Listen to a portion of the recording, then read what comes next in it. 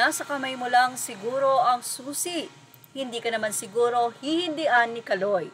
Lahat ng nangyayari sa buhay natin may rason ng Diyos to teach us lessons or for us to change our attitude towards life and how we deal with people around us. Sometimes it's a test. God already blessed you with 3 fantastic kids. Hindi man si Kaloy ang makapagbigay ng karangyaan sa ngayon, baka doble yan pagdating ng panahon. May 2 pa po kayong champions, Mr. and Mrs. Yulo, at marami pang Olympics. Hopefully, maging okay na lahat soonest, malaki ang chance if Chloe will intervene. Maybe. Panawagan ng isang Facebook page na si Sheila Marie, kung saan sana nga daw ay mag-intervene na si Chloe San Jose, ang girlfriend ni Carlos Yulo, upang magkaayos na sila ng kanyang ina. Sa totoo lang, wala namang issue si Carlos sa kanyang ama, and for sure wala rin siyang issue sa kanyang mga kapatid.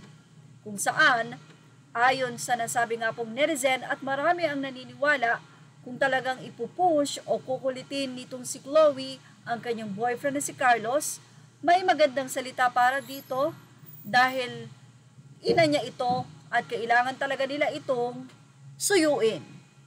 Maliban na lang talaga kung mataas ang pride ni Carlos. Yan nga ang naging panawagan ng mga netizen na sana nga daw ay kausapin na ni Chloe ang kanyang boyfriend.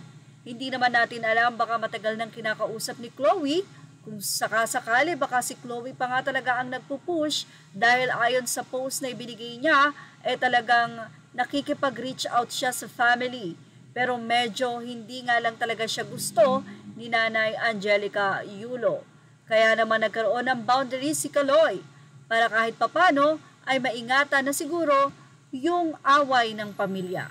Pero dahil nga ngayon, sabi nga natin, napakasarap na ipagdiwang ang iyong pagkapanalo kasama ang buong pamilya mo. Siyempre, iba yung mahal mo, katulad ni Chloe, at yung mga minamahal mo na nakasama mo mula nang maliit ka, naghubog sa'yo, walang iba kundi ang kanyang mga magulang.